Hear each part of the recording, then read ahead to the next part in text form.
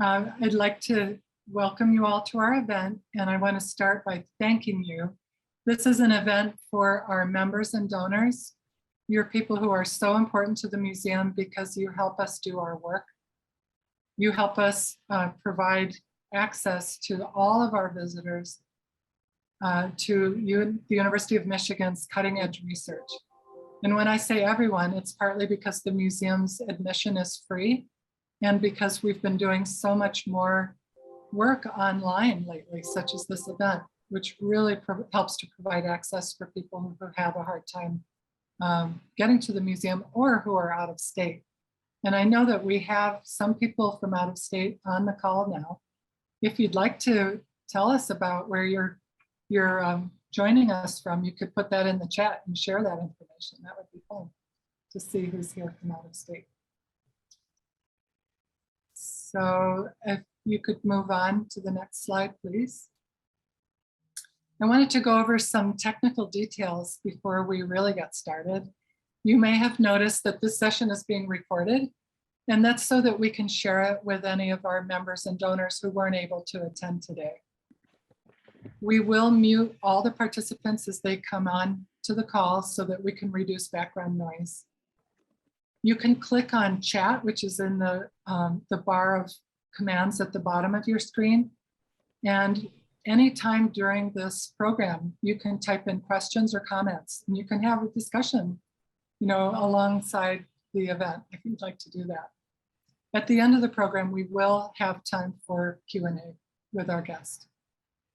And if you click on view in the upper right corner, you can choose the way you display the screen. You can choose speaker view and you'll only see the person who's speaking, and that is probably the least distracting, but you can try the other layouts and see what you like best. You can also enable closed captions. That's a command at the bottom of your screen that says live transcript, and there's a little box with CC in it. And that'll give you a printout of what's being said. It's sometimes kind of funny to see the way the words are translated, but that can be really helpful. And then if you have any problems that are technical in nature or any other questions, you can put those in the chat also. So today's program is as follows. I'm going to give you a quick update on the museum, and then we'll spend about 30 minutes chatting with Jim Cogswell. I have a list of questions for him that I want to ask him, and then we'll turn to Q&A from you. So please, at any point along the way, please put your questions in the chat. When we get to that part of the program, I'll read the questions to Jim, and then he can respond. After the program, we'll send you a survey to request your feedback on this program. And we're also going to share with you the background that I have. It's from the artwork. So we're really pleased to have the museum open now. We're currently open 4 days a week, Thursdays through Sundays from 10 to 4, and attendance is really strong. On weekends, we typically have 400 or 500 people. And on Friday last week, the day after Thanksgiving, we had over 800 people in those 6 hours we were open. And it was great to see everybody. It's really interesting in the new museum, the layout of our museum is such that people really spread out. So from a COVID safety standpoint, I never felt like it was too crowded anywhere in the museum as I walked through, because I was working on Friday. And we are looking forward to expanding our hours and our programs in the coming months, little by little. And as I give you this update, you'll see how many things we've already brought back. So for example, we were really excited to open the Planetarium and Dome Theater on October 1st. We have limited seating capacity to allow for distancing, so we can accommodate 22 people right now. And we have quite a few sold out shows. The shows are available on Fridays, Saturdays, and Sundays. And something really exciting for us is that we have a new planetarium manager whose name is Buddy Stark. He started in August following the retirement of Matthew Linke, who many of you may remember. Matt was our planetarium manager for 32 years. So this is a major watershed moment in the planetarium at the museum. But Buddy is great, and I think you'll enjoy meeting him when you get a chance. We also have K-12 school groups and U of M classes visiting. U of M classes have been visiting almost throughout the pandemic. There was just a short time when they weren't able to come. But now we have the school groups coming as well. There aren't all that many yet. We expect the numbers to increase over time, but we're keeping it limited in terms of what programs we offer so that we can keep the children distanced and not bunched together in a room somewhere.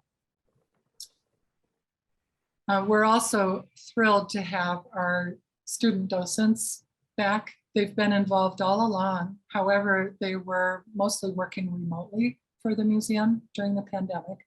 Now they're back on site in person. We did have 2 major graduations. 2 Mays have gone by since the pandemic shut down. So we lost a lot of our 70+ docents to graduation and other commitments. So we've been hiring and training a new batch of 24 docents this fall, and it's really exciting to have new docents on hand and to get to know them. We're also hiring several new staff. We had a number of departures for different reasons throughout the pandemic, and there was a hiring freeze, so now we're able to hire. We have an event in person coming up on Saturday, December 4th. It's a scientist spotlight. It's at the museum.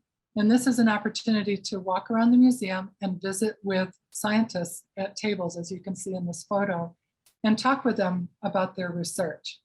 They've been participants in a program we call Science Communication Fellows, and they're learning how to communicate their research to the public in a really engaging and understandable way. So you're helping them by coming to give them a chance to practice the new skills that they're learning. And it's really, really fun to learn about several different kinds of research going on at the university, and also to meet these cool people who are doing research. So I highly recommend it. And then we look forward to seeing you potentially over the holidays if you would like to come. We have limited holiday hours, in part because of our limited staffing. So here's the list of when we'll be open. We will have some open days, but not all the potential days. So we're closed for all the major holidays. You can see the dates here. And then starting in January, we're going to add Wednesdays. So starting in January, we'll be open 5 days a week. And we're also going to open on MLK Day because we know a lot of people are on campus and attending events, and they might want to stop by the museum as part of their plans that day. You can check our website to refresh your memory about our dates because I don't expect you to memorize them right now. And now I would like to introduce our special guest, Jim Cogswell, who is the artist behind the artwork that we're going to be talking about today called Unseen Worlds. So I'm going to tell you about Jim's biography, and we'll say hello to Jim. I don't know if you can see him. Maybe you could wave, Jim. Hello, everybody. He's here. So I'd like to introduce Jim. Jim Cogswell was born and raised in Japan, studying literature, philosophy, and religion as an undergraduate English major. An Arthur F. Thurnow professor at the Stamps School of Art and Design at the University of Michigan, he uses painting and drawing as the knowledge base for his artistic practice and has explored a variety of media languages in his work.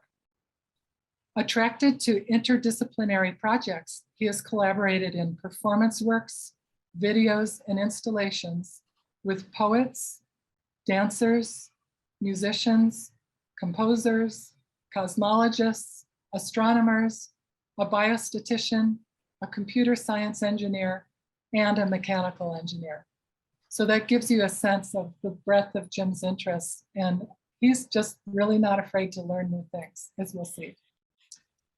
Jim's work has been exhibited internationally and can be found in numerous public collections, including the Yale University Art Gallery, the Museum of Albuquerque, the City of Tallahassee, the Tamarind Institute, Florida State University, and of course, the University of Michigan.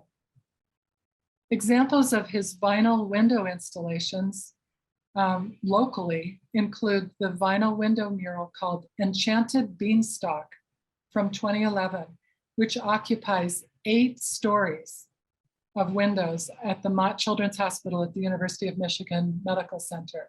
And if you are local, a great way to view that piece is to go up on the top floor of the parking structure across the street, and then you can see the whole thing really well.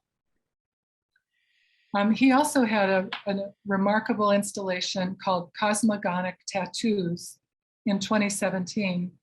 That was an adhesive vinyl window installation for the Kelsey Museum of Archaeology and the University of Michigan Museum of Art, based entirely on objects from their collections. And those were happened at the same time, and you could walk back and forth across the street to look at those installations.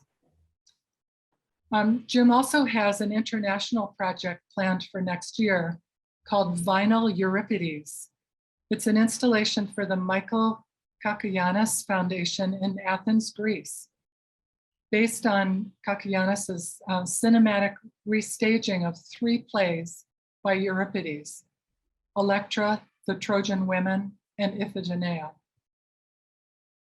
Jim has twice been selected as a faculty fellow at the University of Michigan Institute for the Humanities.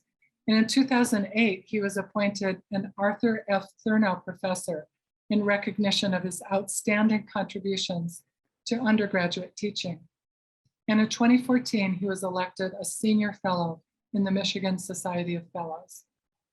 Today, we're here to talk with Jim about Unseen Worlds, the window installation here at the Museum of Natural History, which is based on scientific images of microorganisms. Welcome, Jim. Thank you, Amy. Yeah, it's You great failed to to have you mention here. how you and I first met Okay, when we worked together in 2008.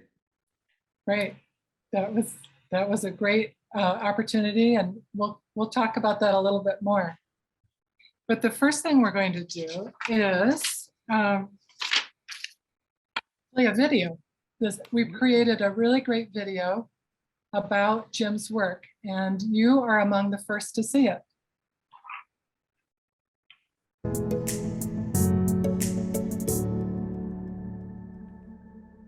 I'm Jim Cogswell, and I'm the artist behind the Unseen Worlds exhibit. The installation is made of images of microorganisms which are too small for the human eye to perceive without technological intervention. So I've taken these small elements and enlarged them to our human scale so that we not only can see them, but interact with them. My job was to put the science on the exterior so that people could see it. So I designed the installation around where a corner is, a door, how viewers and visitors would move down the stairs and around to the entrance. The installation begins at the top of the stairs, and then it comes down the stairs into this larger lobby. Shadows fall across wood paneling, across metal paneling, across the floor, across the mullions, around the windows. So the light and shadow are an essential part of what this experience is about. And of course, a big part of this project was the pandemic that was raging all around us, that was making us all hyper aware of the world that we couldn't see. But science has made those organisms visible to us. My name is Sky, and I'm an undergrad at the Stamp School of Art and Design. I feel very fortunate to have been working with Jim for as long as I have, and that I can be a part of this project, and especially to see it all the way from the beginning stages of the process. I started working for him translating his paintings into Illustrator files. A lot of that came down to figuring out how to properly translate those in a way that kept their painterly feel and finding a way to make them still feel alive even as flat colors. And I think that that came about through some of my stamps work as well, really trying to understand the transitions and relations between different media. They get to see an art project at this scale. I couldn't do it without them. The essential steps to this process involved researching images, taking the images that I had selected, making small paintings of them, working with Sky to translate those paintings into digital files, using those digital files to create a design specifically for these windows, sending those designs to a vinyl fabricator who cuts them out of vinyl and prepares them for me. I take the vinyl, prepare it for installation, and then bring it to the museum and put it on the glass. I would encourage people to come multiple times at different times of day and different weather conditions just to really experience how it changes and the fact that the light plays through it in such a fascinating way. I mean, it looks totally different from the inside versus the outside. What I've put on the windows are images of microorganisms that have shapes that seem to defy human imagination. And by putting them on the windows, I hope to excite the imagination of visitors to further explore that world.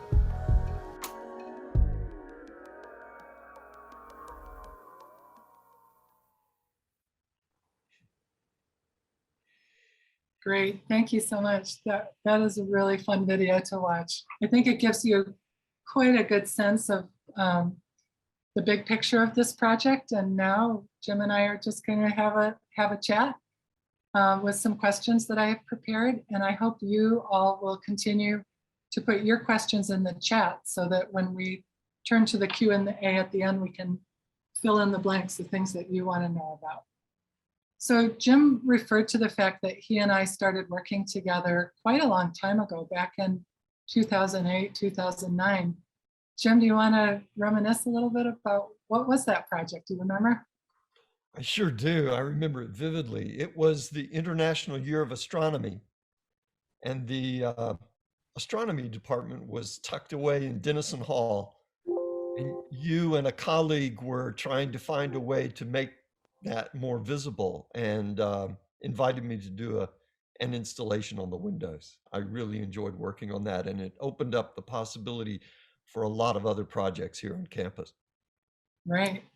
And then how about this project? Do you remember how we got started on this one? Vividly. I got a mysterious email from you inviting me to come by your office back in 2018. It would have been soon after cosmogonic tattoos went up at the Kelsey and UMA. And that was back in the Ruthven building. So I visited you there and you invited me to do something for the new space. And we walked over and took a look at it. I was intimidated, but I don't mind making a fool of myself. So I decided, yeah, let's try this. Yeah, when I saw that lower level lobby, I thought these windows were made for Jim because it's such a light filled space with such expansive glass. And then there's the beautiful stairwell that goes up with glass all along. It was just perfect. I think really right. great. The stairwell and then that large space at the bottom are that gets so much light was just something that you can't resist. So what was the inspiration behind the design for the Unseen Worlds? Well, you began, I was a bit overwhelmed in our first conversation, and you said, well, you've been looking at a lot of diatoms. So I thought, okay, diatoms? What are diatoms? But it opened up the idea of making a project about things that you can't see, which I love the irony of that, because of course, as a visual artist, I'm working with things you can see. And I love bringing the idea of the unseen into visibility. In a previous project, I'd worked with cosmologists on dark matter, which you can't see. So this seemed like a perfect counterpoint to that. And you arranged a meeting with Carrie Slavic to show where she showed us her images of diatoms, which was, again, fascinating, totally new place for me to explore. But I am looking at whatever I'm looking at. I'm looking through the lens of what is possible in vinyl. Um, in vinyl, everything has to be translated into a flat silhouette. The shapes can't be too complicated for translation into vinyl. They have to be cut. They have to stick to the window. I like shapes that suggest directionality and movement. The negative space between forms is really important. I learned a lot about that from the project at the Kelsey, looking at Greek vases. So whatever you showed me, whatever you suggested in my brain, I'm going, okay, how are we going to do that in vinyl? Yeah, So, I would just add that one of my interests in not just diatoms, but in microorganisms in general, is that we wanted to include them in our exhibits in the museum. And in fact, we have a whole gallery, the Under the Microscope gallery, which was a new challenge for our team to try to figure out how to make available to our visitors things that can't be seen with the naked eye. So your artwork is another way that we're approaching this subject matter. And I think it turned out really, really well. I really love that the installation is part of your exhibition layout. It's not that it is making something visible that you want to talk about within the museum. Right. So Jim, how did you work with scientists on this project, and how did you decide which microorganisms to use?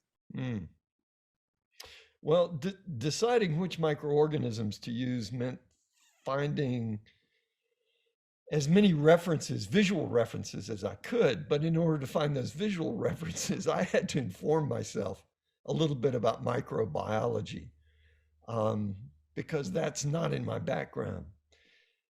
For example, one of the first things I did was go to Tim McKay, who is a astronomer and physicist who I happen to know, and said, Tim, where do I begin? And he suggested this book, I Contain Multitudes by Ed Young. It is an amazing book, and I would recommend it for anybody who's interested in exploring the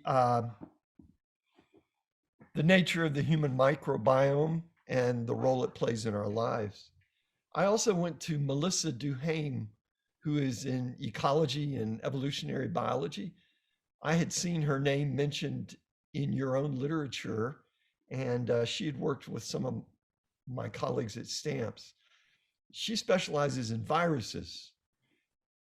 She lent me microbiology textbooks and made a suggestion. Here's one, another recommendation for your listeners, a video series, a YouTube series called Journey Through the Microcosmos. Incredible. All you have to do is look it up. Minute video series, really informative.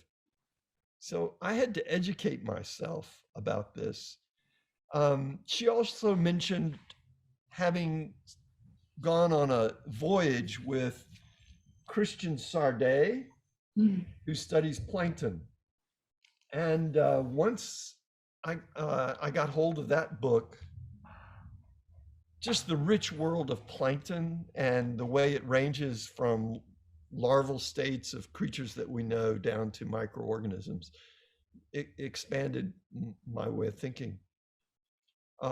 Chris Dick, who is from the research museums, introduced me to researchers who were studying mites, fungi, algae, E. coli.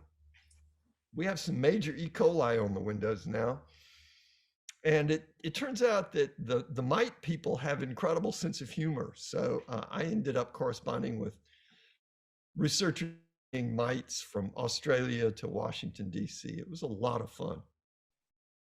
Yeah, I would just remind you that you came and spoke with the museum's faculty science advisory committee and described your project and invited the faculty to speak up after that meeting or get in touch with you, and several of them did.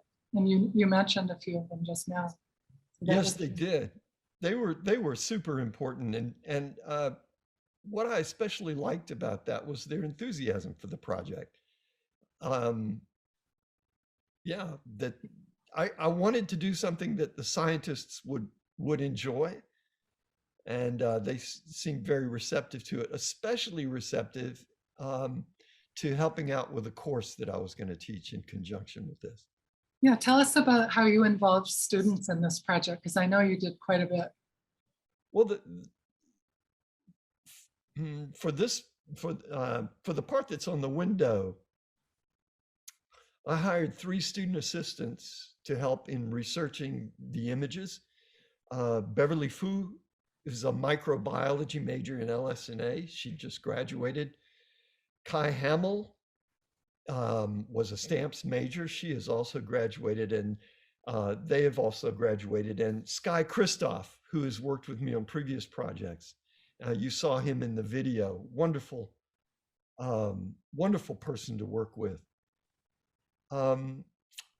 As soon as you and I decided that we were going to do this, I proposed a course to stamps on microorganisms. It was called Micro Worlds Made Visible. The faculty science advisory committee was very helpful in helping me generate ideas for that. And at one point, I brought the students to the museum during COVID. I really appreciated the way that they're looking into the microscopes informed the kinds of projects that they were working on.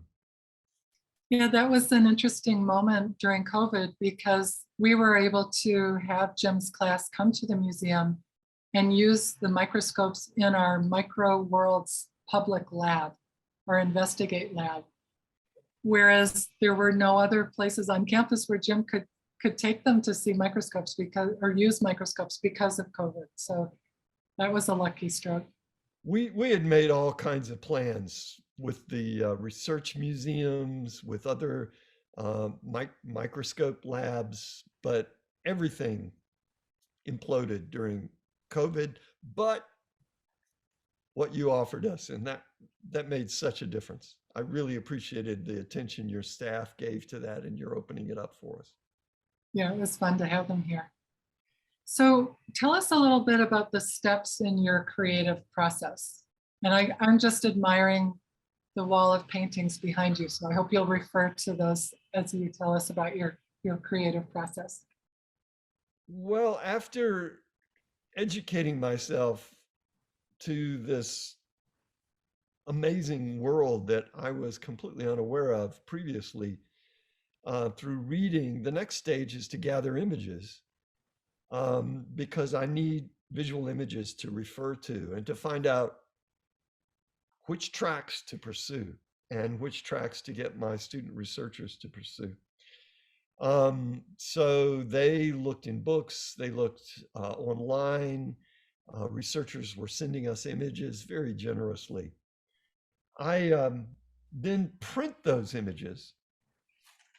And here's an example of taking an image that was supplied to us, or perhaps I got off the internet, and cropping it down to where I can then do a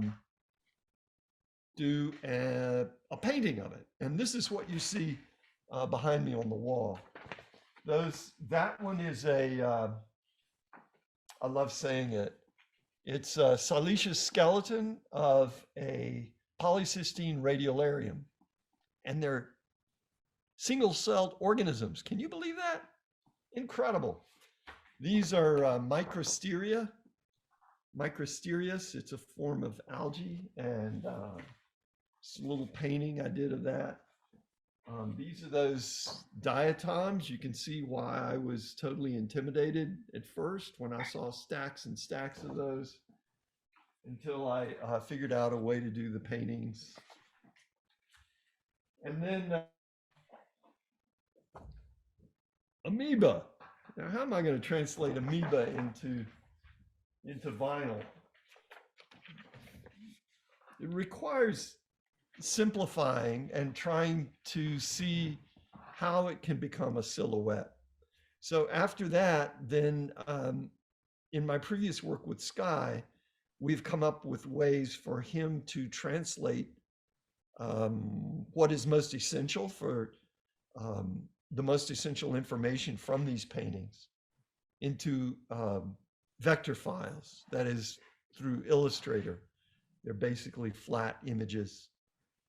I take those vector files, organize them on an elevation of the building that I constructed with help from your staff. And then once everything was agreed upon that this would be what we wanted to pursue, I send it out to a fabricator.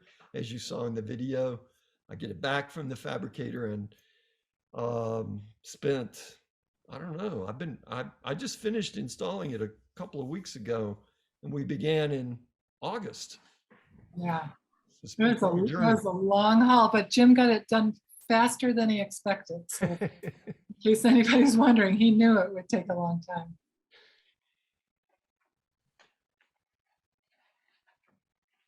So what was different or unique about this installation compared to others that you've worked on? You know, your enthusiasm for this project has been uniquely gratifying to me. I really do appreciate it, the way you've embraced it. You know, a natural history museum. I've never done anything in a natural history museum.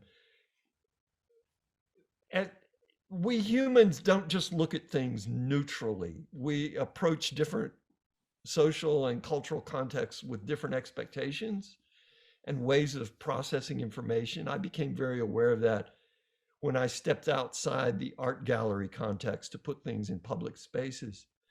And your determination, Amy, to bring art-related projects to the Natural History Museum context is a way of drawing correlations between different normally separate disciplines, but it's also a way of destabilizing expectations.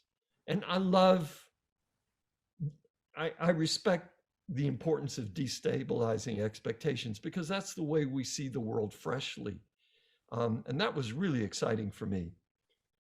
The architectural context is unique. I mean, every time you go into a different architectural context, it is to a certain degree unique. And my projects depend on an architectural context. They're pinned to an architectural context. But this was particularly interesting in the way that you invited me to begin on the top and in the entrance lobby, go down the stairs. The stairs involve descending and landing, descending and landing, descending and landing until you get to the bottom where there's this large open area with wonderful south-facing and east-facing windows.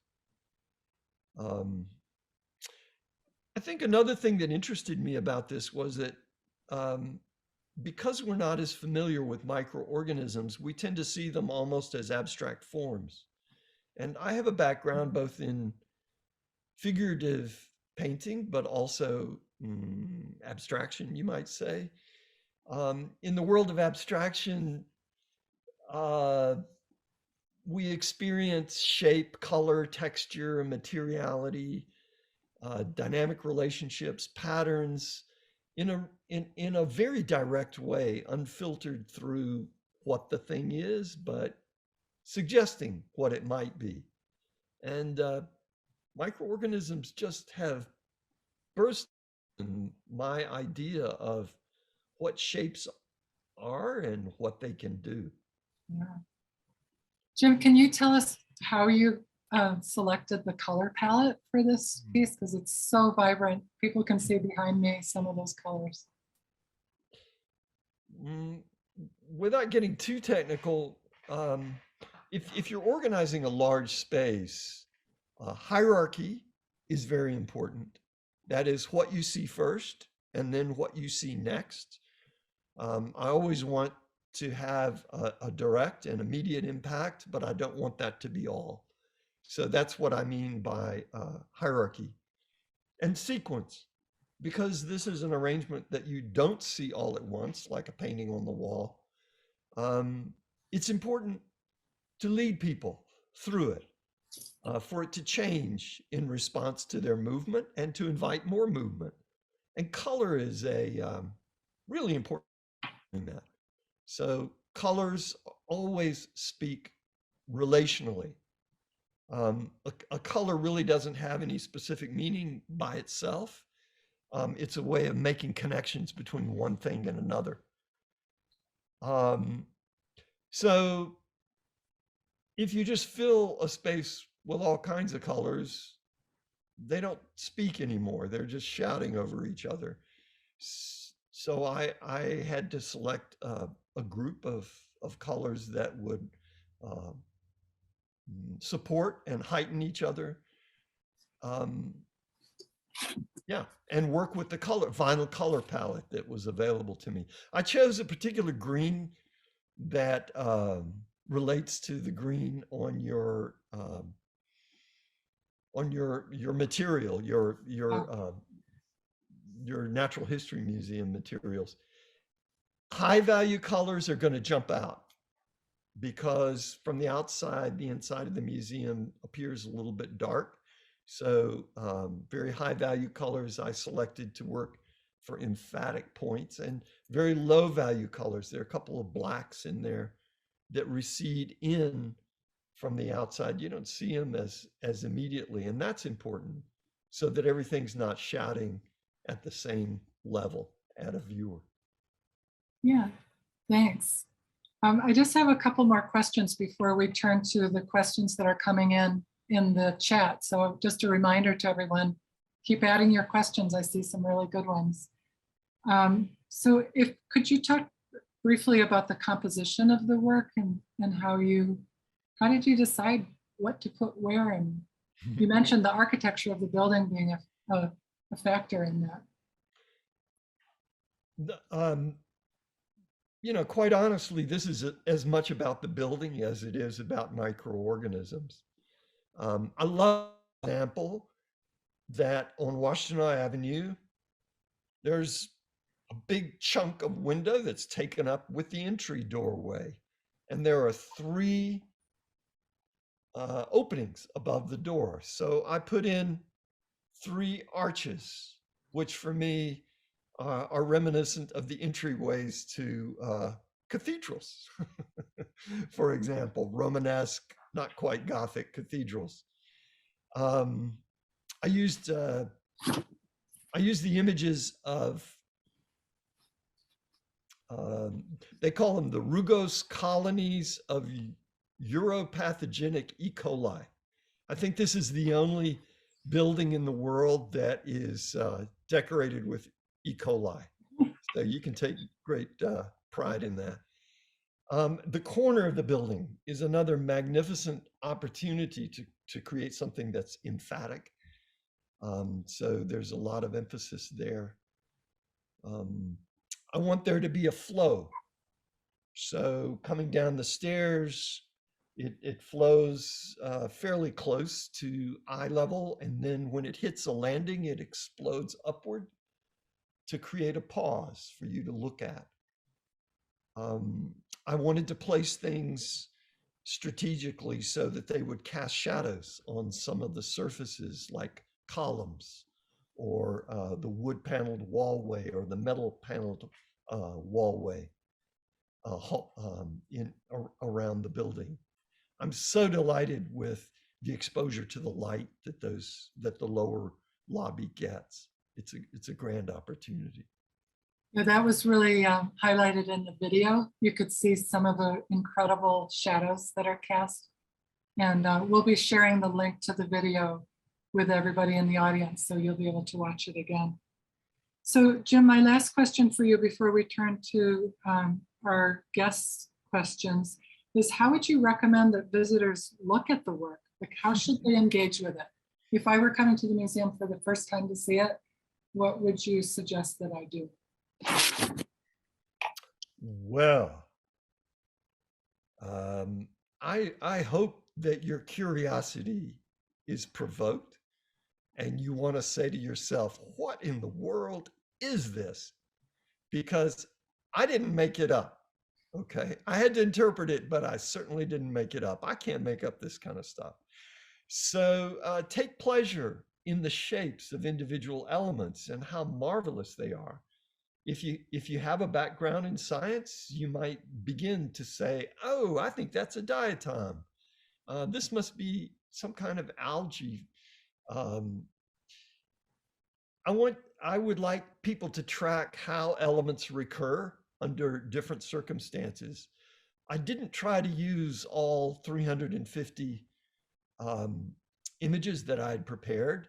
I honed it down and deliberately repeated them, but in different context and in relation to different elements. So it becomes a kind of, I don't know, taxonomic exercise for those of you who are scientifically oriented. That is to say, I think these are related to these. These look like that. They're not quite the same, but I think they're related. I want you to notice the relationship to the architecture, and I hope that it actually places you as a viewer in relation to a particular aspect of the architecture. I want it most of all to bring the architecture alive. And then I want you to come as often as possible because it changes constantly. Yes, it's really, it's delightful on a sunny day. If you look at something from the outside, do go inside and take a look at what it looks like from inside. And look at the cast shadows. I love the shadows. But even at night, I think it does something quite different. So come often. Great, thank you, Jim. I just want to let everybody know that Unseen Worlds was chosen by the university for a special fundraising program tomorrow called Giving Tuesday. They invited the various departments across the university to propose projects that could be highlighted, and Unseen Worlds was selected. It's one of 15 featured projects. And on Giving Tuesday, it's one of those one-day fundraising events where people give online. And so tomorrow, if you wanted to support Unseen Worlds, we're raising funds specifically for educational programs to be provided to our audiences over the next 2 years. And the first 10 projects to reach 50% of their Giving Tuesday goal will receive a 50% match.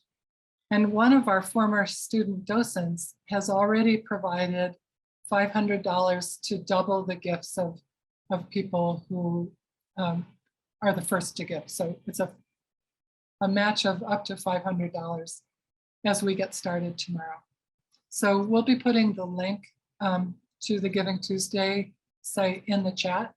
And then tomorrow, if you're so moved, you can help other people learn about Unseen Worlds. So Jim, we've got some really good questions in the chat. So I'm going to start posing them to you. So thank you everybody for your questions. And if more occur to you, please continue to add them. So the first question I might be able to address along with Jim, which is, will this exhibit be permanent? So I can tell you that we have permission to keep the display up for 2 years, but Jim will tell you how long the vinyl will last according to the manufacturer. Well, the vinyl is guaranteed for 10 to 12 years. Right. And could quite possibly last longer. So Right. it more or less depends on how the vinyl holds up and how the university feels about it being That's there. right. That's exactly right. So what this means is that towards the end of 2 years, we'll be able to ask the university powers that be if we can leave it up longer and demonstrate that it's still in good condition. So the short answer is we don't have an exact timeline. It'll definitely be up for 2 years, and we hope to keep it up longer. But it really depends on the condition of the work and decisions made centrally. So here's a question about the sort of artistic qualities of the work from Gus Ductel. Is there a way to suggest depth when using vinyl? For example, I didn't see any shading. So is it possible? That's a great question. One reason I became enamored of radiolaria, and that's, you can see them on the wall behind me, but that's this example. This is a radiolarium, a siliceous skeleton of a polycystine radiolaria, is the distribution of holes and the way that they are more circular in the middle and become more elliptical as they go around, suggests volume. So I will confess that that aspect of those shapes, of those creatures, really attracted me. This jumps ahead to another question I see in the chat, but I learned so much from studying Greek vases when I was working at the Kelsey. If you have any familiarity with Greek vases, they have their most signature pieces are done in simple black slip on terracotta ground. And they created the most evocative images of human figures that you can imagine. And it's all done in flat silhouette by controlling negative spaces, both around the form and creating lines and shapes within the form. So it doesn't always create depth, but there are places where you can suggest an overlap with a line. Overlapping, like the ones behind Amy, overlap where a microsterious is overlapping a diatom. Mm-hmm. Even though the individual elements are flat, the layering helps to create a little bit of visual depth, I think. And that was real important to me, particularly on the south side, using overlap and shift in color to create a sensation of depth. Great, thanks. We have a question from Margaret Evans. She says, you made the shadows visible as well. Did you consider those shapes when selecting the microorganisms, or was the outcome serendipitous? Well, the nice thing about working with vinyl is, let's see, once you get used to it, is that it's flat. And of course, shadows are flat. So you can predict what kind of shadow would be cast behind these flat shapes. And yes, I did think about that, but then shadows change when the surface that's receiving the shadow is at an angle. And that's pretty delightful. And it really changes if that surface has a corner on it, so the shadow wraps around. And of course, if the light is coming from this direction, the shadow is going to be a completely different shape than if it's from that direction. So it is both a matter of, yes, the shadow from a flat piece of vinyl is fairly predictable, but no, at any moment, anything crazy can happen. And that's what makes it fun. I can attest to that because we've had a wonderful time discovering the shadows as we come in in the morning. And as you know, time of day matters. The angle of the sun matters. So it's really a lot of fun to watch and see how the shadows change and where they appear and how they look. Here's a question from Gail Kuhnlein. She says, I'm sure it varies for each, but approximately how many times are some of the microorganisms enlarged for your art? Okay. Gail, I have no way of telling you. Most of these things are, well, I'd say a high percentage of them are single cell organisms. So they're measured in whatever that is, micrometers. They have technical terms for that that I haven't mastered yet. So some of these really, a complicated form like this element is at the top of the stairs when you go into the lobby, and it's as tall as I am in vinyl. But this is a single-celled organism. So many times is the answer. But it's a great question. I didn't try to control that. And I think the distortion of scale is a way to make it relatable to us as humans without giving it arms and legs and feet, which would be a gross distortion. I didn't want to do that. Well, here's the, thanks, Jim. Here's a question from Ray Silverman. You referred to it earlier he's asking about the relationship between this project and the other that you did here on campus at the campus museum. So he says, another wonderful project, Jim. How would you compare your experiences with Unseen Worlds and Cosmogonic Tattoos, both in terms of concept and process? Similarities and differences between how you approach the project? Well, the project at the Kelsey and UMA was based on objects that were within the collection. So they, in a sense, I was reprocessing cultural artifacts that one could actually go inside the building and see. So in this project, for the Natural History Museum, we're highlighting things that you can't go inside and see except through a microscope. And they're not so much cultural artifacts. And that seems like a subtle shift, but it's a huge shift conceptually for me. This has much more explosive color, and I've been asking myself how I gave myself permission, or perhaps Amy gave me permission to just go crazy with the color. Although I see it as controlled color, it's pretty saturated compared to Kelsey and Uma. In Cosmogonic Tattoos, there's a narrative that was largely inspired by figurative elements and the way they suggested the conjunction of elements on the windows. I was telling a story.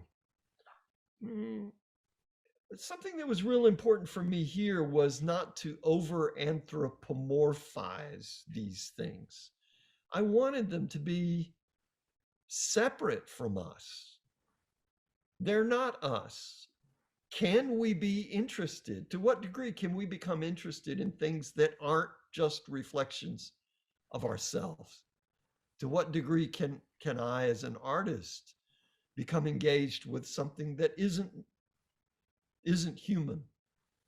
That became the real challenge. And I really, really feel like my scope as an artist was expanded by trying to meet that challenge.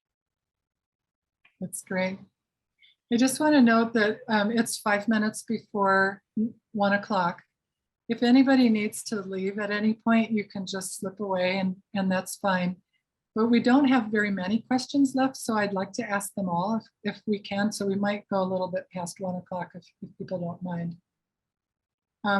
The next question is also from Gail Kuhnlein, and she asks, when and how did your interest in art begin? And do you have a favorite microorganism in this collection? Wow. The first part of that question, we don't have time for, but I was an English major in college. So